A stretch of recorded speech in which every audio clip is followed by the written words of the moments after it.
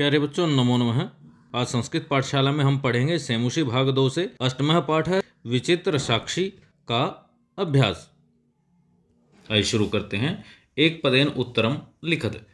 कीदृशे प्रदेशे पदयात्रा न सुखावह विजने। अतिथि केन प्रबुद्धः पादध्वनिना। कृषकाय क आसीत् अभियुक्तः। चौथा प्रश्न है न्यायाधीश कस्मै कारादंडम आदिष्टवान आरक्षिणे। और अंतिम है क निक्षा मृत शरीरम आसीत राजमार्गम। तो इस प्रकार से एक पद में आपको उत्तर देना है, जैसे क का विजने, ख का पादध्वनिना, ग का अभियुक्त और घ का आरक्षणे और अंतिम है राजमार्गम। दूसरा प्रश्न है अधोलिखितानां प्रश्नानां उत्तराणि संस्कृत भाषया लिखत। क निर्धनः जनः कथं वित्तम् उपार्जितवान्। उत्तरं निर्धनः जनः परिश्रम्य वित्तम् उपार्जितवान्। ख जनः किमर्थं पदाति गच्छति। जनः अर्थकाश्चर्येण पीडितः पदाति गच्छति। ग प्रसृते निशान्धकारे स किम् अचिन्त्यत्। ग उत्तर है स अचिन्त्यत पदयात्रा अधुना न शुभावः। घ वस्तुतः चोरः क आसीत्। उत्तर है वस्तुतः आरक्षी चोरः आसीत्। अंग जनस्य क्रन्दनस्य निशम्य आरक्षी किम् उक्तवान्। उत्तरम् आरक्षी उक्तवान् निजकृतस्य फलं भुङ्क्ष्व। और अंतिम है मति वैभवशालिनः दुष्कराणि कार्याणि कथं साधयन्ति। उत्तरं ते नीतिं समालम्ब्य कार्याणि साधयन्ति। तो इस प्रकार से पूरे वाक्य में आपको प्रश्न का उत्तर देना है। अब दूसरा प्रश्न है रेखांकित पदानाम् आधृत्य प्रश्न निर्माणं कुरुत। पुत्रं द्रष्टुं क प्रस्थित। पुत्रं कम द्रष्टुं स प्रस्थितः। तरुणापरो गहि तस्मै आश्रयं प्रयच्छ। तस्मै कस्मै। चोरस्य पादध्वनिना अतिथि प्रबुद्धः। उत्तरं कस्य। चोरस्य कस्य। घः न्यायाधीशः बंकिमचंद्रः आसीत्। क न्यायाधीशः क आसीत्। पांचवा है स भारवेदनया क्रंदति स्म। भारवेदनया कया स कया क्रंदति स्म। और अंतिम उभौ श्वं चत्वरे स्थापितवन्तौ। उभौ श्व कुत्र स्थापितवन्तौ। ये हो गया हमारा ये प्रश्न, जिसमें हमें कार्य क्या करना था, रेखांकित पदम आधृत्य प्रश्न निर्माणम कुरुत। और अब ये प्रश्न देखिए, यथा निर्देशम उत्तरत। निर्देश के अनुसार उत्तर दीजिए। आदेशम प्राप्य उभौ अचलताम। अत्र किम कर्तृपदम। यहाँ आपको कर्तृपद बताना है, अर्थात कर्ता बताना है। उभौ एतेन आरक्षिणा अध्वनि यदुक्तम तद वर्णयामि। अत्र मार्गे इत्यर्थे किम पदम प्रयुक्तम। यहाँ मार्ग इस अर्थ में क्या पद प्रयोग हुआ है। उत्तरम अध्वनि। ग करुणाप्रो गृही कस्मै आश्रयं प्रयच्छत। अत्र तस्मै इति सर्वनाम पदम कस्मै प्रयुक्तम। यह सर्वनाम पद किसके लिए प्रयोग किया गया है। उत्तरम निर्धनः अतिथि। ततो असौ तौ अग्रिमे दिने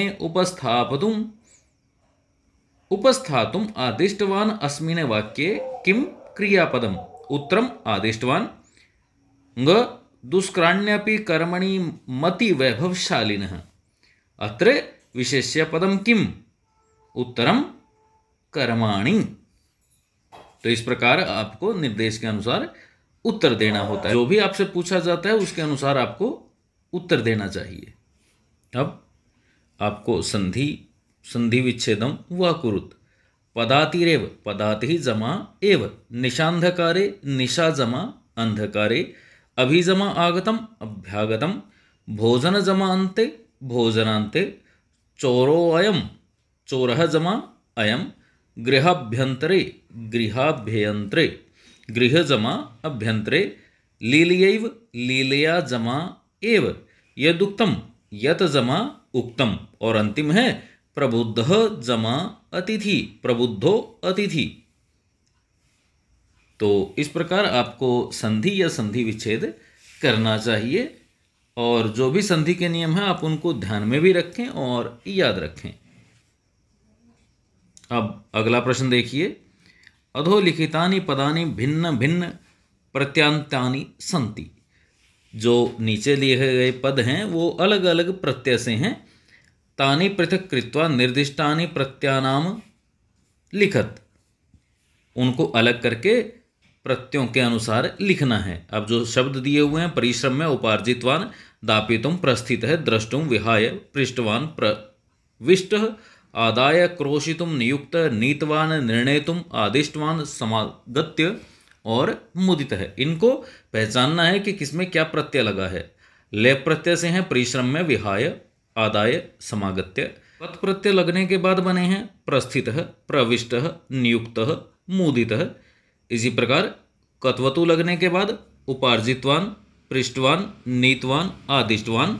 और ऊपर दिए शब्दों में तुमन प्रत्यय से जो शब्द बने हुए हैं वो हैं दापितुम, द्रष्टुम, क्रोशितुम और निर्णेतुम। अब अगला प्रश्न देखते हैं, अधोलिखितानि वाक्यानि बहुवचने परिवर्तयत्, क स बसयानं विहाय पदातीरेव गन्तुम निश्चयं कृतवान्। परिवर्तन के बाद होगा ते बस यानानि विहाय पदात्यः एव गन्तुम निश्चय कृतवन्तः। ख चोरः ग्रामे नियुक्त राजपुरुष आसीत्। उत्तर होगा चोरः ग्रामेषु नियुक्तः राजपुरुषः आसन्। ग कश्चन चोरः गृहाभ्यन्तरं प्रविष्टः। बहुवचन में जब हम इसको बदल देंगे तो उत्तर हमारा होगा कश्चन चोरः गृहाभ्यन्तरं प्रविष्टः। अंतिम है अन्येन्दु तौ न्यायालये स्वस्वपक्षं स्थापितवन्तौ। उत्तर होगा अन्येन्दु ते न्यायालये स्वस्वपक्षं स्थापितवन्तः। तो इस प्रकार ये इस प्रश्न के हमारे उत्तर हो जाते हैं। अब आगे देखते हैं, अ कोष्ठकेषु दत्तेषु पदेषु यथा निर्दिष्टः विभक्तिं प्रयुज्य रिक्त स्थानानि पूरयत्। क स निष्क्रम्य बहिर्गच्छत्। इसमें गृह शब्द में पंचमी आपको लगानी है, गृहात हो जाएगा। गृहस्थः रिक्त स्थान है, आश्रय प्रयच्छत्। इसमें अतिथि शब्द में चतुर्थी लगानी है, अतिथ्य हो जाएगा। ग जो वाक्य है इसमें तौ रिक्त स्थान है, प्रस्थितौ। न्यायाधिकारीण शब्द में द्वितीय लगानी है, न्यायाधिकारिणम। घ इदम शब्दे सप्तमी अस्मिन हो जाएगा। और अंग चौरस्य रिक्त स्थान है, प्रबुद्ध अतिथि। पाद ध्वनिना शब्दे तृतीया, पाद ध्वनि शब्दे तृतीया। उत्तर होगा पाद ध्वनिना, चौरस्य पाद ध्वनिना प्रबुद्धः अतिथि। और अब अंतिम प्रश्न देख लेते हैं, भिन्न प्रकृतिकम पदम चिनुत। भिन्न प्रकृति का जो शब्द, जो पद इसमें दिया हुआ है इन चार पदों में, उसका चुनाव आपको करना है। क में देखिए विचित्रा, शुभावह, शंकया, मंजूषा। अब इसमें क्या अलग है? विचित्रा, शुभावह, मंजूषा प्रथमा विभक्ति है तीनों में, जबकि शंकया में तृतीया विभक्ति है, इसलिए ये अलग हो जाता है बाकी तीनों से। इसलिए भिन्न क्या हुआ? शंकया। इसी तरह से ख में कश्चन, किंचित, त्वरितम, यदुक्तम, इसमें अलग हो जाएगा। बाकी सब में प्रत्यय लगा हुआ है, कश्चन में कोई प्रत्यय नहीं है, इसलिए कश्चन। ग में पुत्र, तनय, व्याकुल, तनुज।